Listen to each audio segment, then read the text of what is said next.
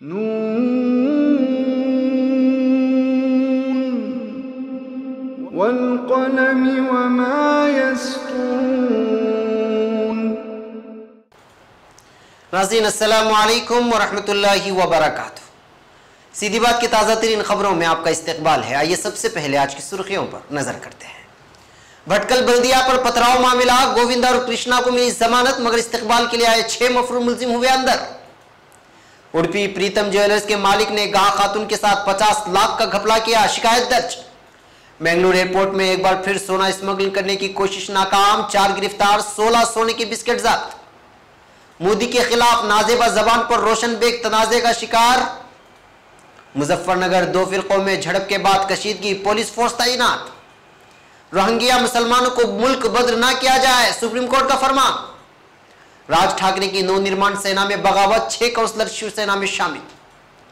समंदरी सांप से हासिल मवाद सरतान को रोकने में मददगार, यहां है तफसीली रिपोर्ट। तुर्क फौज शामी शहर इदलिब में दाखिल हो गई, देखिए तफसीलात। नाज़रीन, मैं अंसार अजीज नदवी सीधी बात की ताज़ा तीन खबरों के साथ आपकी खिदमत में हाजिर हूं। आइए आज की खबरों की तफसीलात पर नजर करते हैं। सबसे पहली खबर भटकल कारवार से। भटकल बल्दिया पथराव मामले में बीजेपी के लीडरान गोविंद नायक और कृष्णा नायक को कल यहां कारवार की जिला अदालत से जमानत मिल गई है, मगर इसी मौके पर पुलिस को मतलूब मज़कूरा वारदात के 6 मुलजिमीन को पुलिस ने धर दबोचा है। तफसीलात के मुताबिक बीजेपी लीडरान गोविंदा नायक और कृष्णा आरसी के नामी मुलजिमान, जिन पर भटकल बल्दिया पर पथराव करने के अलावा दीगर दफात के तहत मुकदमा दर्ज किया गया था, उनको जमानत मिलने की खबर पाकर कई लोगों ने उनके इस्तकबाल के लिए कारवार की अदालत के करीब जमा हो गए थे। इस्तकबाल के लिए जमा लोगों में वो लोग भी शामिल थे जो बल्दिया पर पथराव के केस पुलिस दर्ज कर चुकी थी, मगर वो फरार थे। इस हुजूम में मुलजिमान को देखकर पुलिस ने फौरी कार्रवाई करते हुए 6 मुलजिमान को भी गिरफ्तार कर लिया, जिनकी शनाख्त शिवराज नायक, उदय नायक, राघव नायक, राजेश कुमार नायक और श्रीनिवास नायक की हैसियत से कर ली गई है। मलूज़ है कि गुज़श्ता माह की 14 तारीख की सुबह भटकल बल्दिया की इमारतों की किराया मियाद खत्म होने के बावजूद हवाले न किया जाने पर बल्दिया अराकीन और कारकुनान के सामने जब्तगी की कार्रवाई जारी थी कि इस बीच एक रामचंद्र नायक नामी शख्स इसे नाइंसाफी करार देते हुए खुद पर मिट्टी का तेल छिड़क कर खुदकशी कर ली थी। इसी के चलते एहतिजाजन अवाम ने, जिसमें ज्यादातर बीजेपी कारकुनान थे, वो बल्दिया के सामने एहतिजाज किया और बल्दिया पर पथराव किया था, जिसके बाद कुछ दिनों के लिए भटकल शहर सख्त पुलिस के पहरे में आ गया था और कशीदगी का माहौल बन गया था। इसी के चलते पुलिस ने तस्वीर और वीडियो को देखने के बाद बल्दिया पर पथराव करके पुरअमन माहौल में खलल डालने वाले शरपसंदों के खिलाफ मुकदमा दर्ज करके कार्रवाई को आगे बढ़ाया था। अब खबर कासरगोड से। कासरगोड से ताल्लुक रखने वाले एक निजी स्कूल की बस बेकाबू होकर हादसे का शिकार होने की वजह से स्कूल बस के ड्राइवर समेत 4 तलबा के जख्मी होने की खबर मौसूल हुई है। इतलात के मुताबिक हादसा कल सुबह नेकराची नामी इलाके में पेश आया। जब चढ़ाव का मौका आया तो बस के इंजन में खराबी पैदा हो गई थी और फिर पिछले जानिब ढलान होने की वजह से करीब 50 मीटर की दूरी तक धीरे धीरे ढलती रही। बिलाखिर एक कंपाउंड से जा टकराकर बस वहीं रुक गई। इस हादसे में जख्मी होने वाले तलबा की शनाख्त सफवान उम्र 10, रसिया उम्र 8, लामिया उम्र 7 और जमीर उम्र 8 और ड्राइवर कृष्णा की हैसियत से कर ली गई है। तमाम जख्मी तलबा के नायनार सरकारी अस्पताल में जेर इलाज है।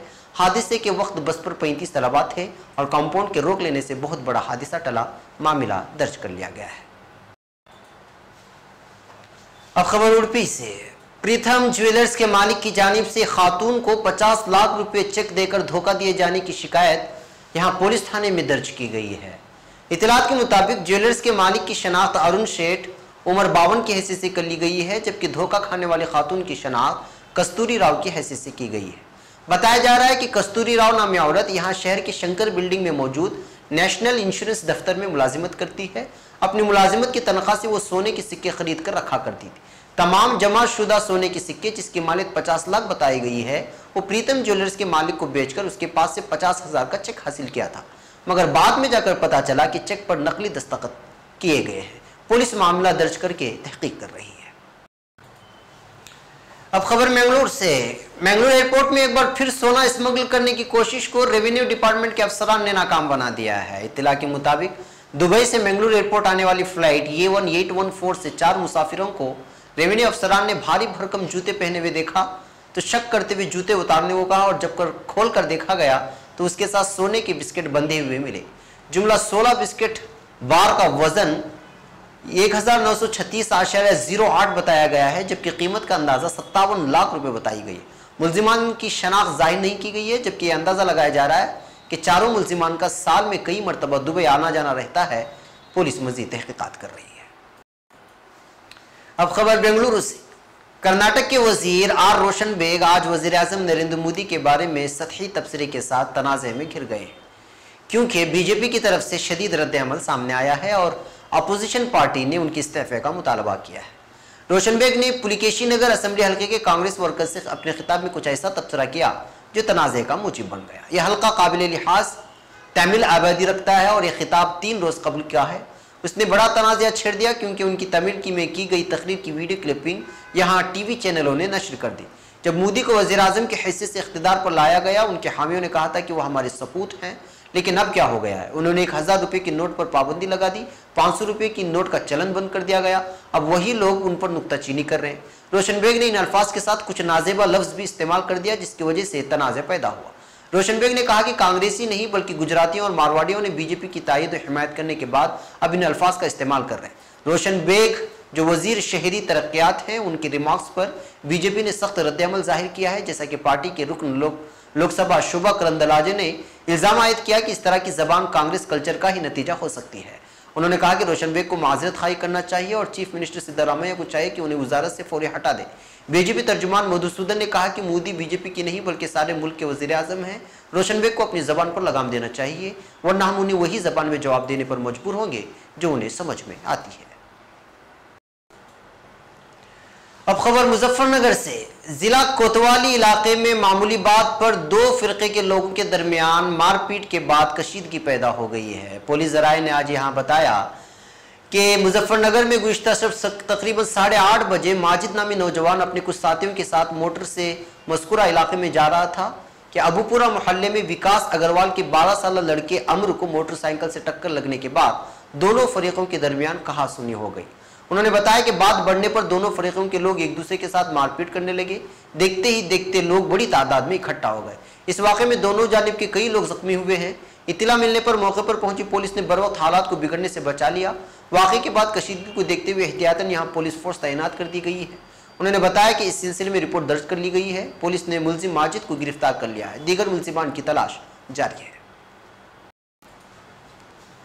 अब खबर नई दिल्ली से। सुप्रीम कोर्ट ने रोहिंग्या पनाहगुज़ीनों का मसला गैर मामूली नौयत का हामिल है और इस हसास मसले से निमटते वक्त मुल्क और हुकूमत को कौमी मफादात और इंसानी हकूक़ के माबैन तवाज़ुन पैदा करने और बरकरार रखने के लिए कलीदी रोल अदा करना होगा। रोहिंग्या मुसलमानों को म्यांमार वापस भेजने हुकूमत के फैसले पर अदालत उज़्मा ने 21 नवंबर से तफसीली और जामे समाज शुरू करने का फैसला करते हुए अपने इस तासुर का इजहार किया कि कौमी मफादात और इंसानी हकूक़ के माबैन एक तवाज़ुन पैदा करना चाहिए, क्योंकि मसला कौमी सलामती, इक़्तिसादी मफादात और इंसानियत से ताल्लुक़ रखता है। चीफ जस्टिस दीपक मिश्रा की क़यादत में एक बेंच ने मरकज़ से तजवीज़ किया कि रोहिंग्या पनाहगुज़ीनों को मुल्क बदर न किया जाए, लेकिन additional solicitor general ASB Tushar Mehta ने दरख्वास्त की कि हुक्म में यह तहरीर न किया जाए, क्योंकि रिकॉर्ड पर आने वाली किसी भी चीज़ के बैनुल अक़वामी असरात मुरतब होते हैं। इस बेंच ने, जिसमें जस्टिस AM खानवेलकर और जस्टिस VY चंद्रचूड़ भी शामिल हैं, कहा कि एक वसी तर मसला है, एक भारी नौयत का मामला है, चुनांचे इसमें ममलिकत का बड़ा रोल होता है। ऐसी किसी सूरत हाल में मुल्क की हुकूमत का रोल हम रुखी होना चाहिए। मुल्क की आला तरीन अदालत ने ताहम यह भी वाज़ेह कर दिया कि दरमियानी मुद्दत के दौरान अगर कभी भी कोई हंगामी सूरत हाल पैदा होती है तो दरख्वास्त गुजारों को इजाला व यकसुई के लिए रुजू होने की इजाज़त व आज़ादी हासिल रहेगी। सीनियर एडवोकेट फाली एस नौरेमन ने रोहिंग्या पनाहगुज़ीनों की तरफ से रुजू होते हुए कहा कि तमाम रोहिंग्या खा हिंदू हों कि मुसलमान वो दहशतगर्द तो नहीं है। हुकूमत इस तरह सब पर एक साथ तौर पर लागू होने वाला हुक्म जारी नहीं कर सकती। बेंच ने कहा कि इस बात पर ज़र्रा बराबर भी शिबा नहीं कि इंसानी मसले से ताल्लुक़ रखता है, लेकिन इसके साथ कौमी मफादात को भी जहन में रखना चाहिए।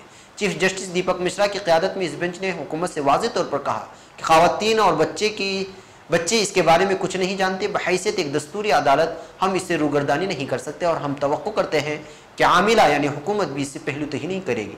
अदालत ने हुकूमत से कहा कि रोहिंग्याओं को मुल्क बदर न किया जाए। अगर कोई गलती पाई जाती है तो आप उस पर कार्रवाई करें। वाज़ेह है कि हुकूमत ने अदालत में कहा कि रोहिंग्या बाशिंदों को वापस भेजा जाना चाहिए और ये मुल्क की सलामती के लिए ख़तरा है। अब खबर मुंबई से। राज ठाकरे की सरबराही वाली महाराष्ट्र नवनिर्माण सेना को इस वक्त बड़ा झटका लगा जब उसके 7 म्यूनसिपल काउंसलरों में से 6 म्यूनसिपल काउंसलर ने शिवसेना में शमूलियत इख्तियार कर ली। नवनिर्माण सेना के जिन काउंसलरों ने पार्टी छोड़ा है उसमें एमएनएस के कॉरपोरेशन के ग्रुप लीडर दिलीप लांडे भी शामिल हैं।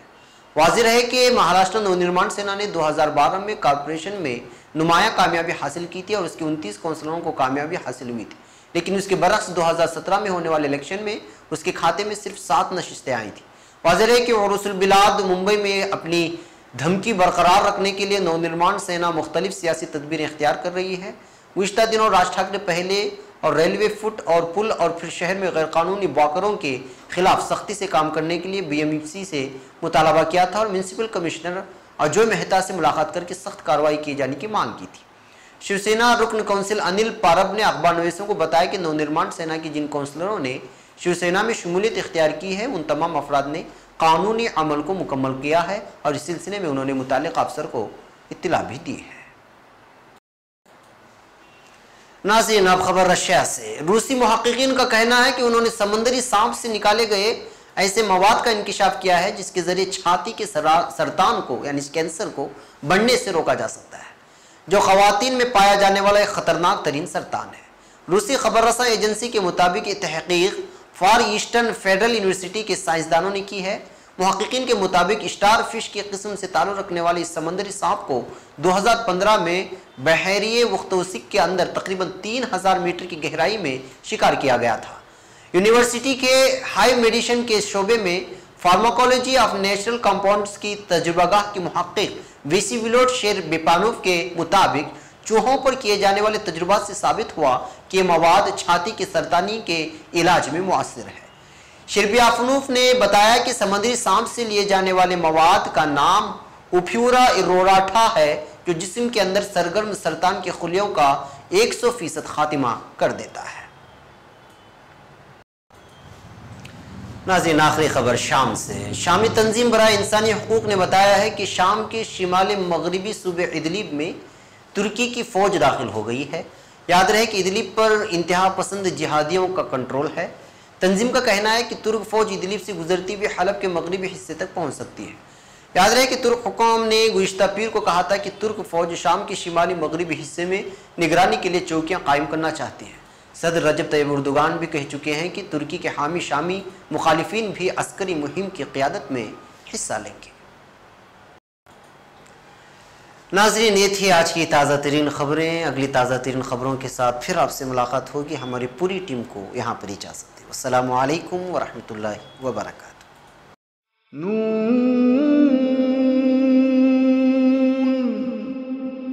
वल क़लम वमा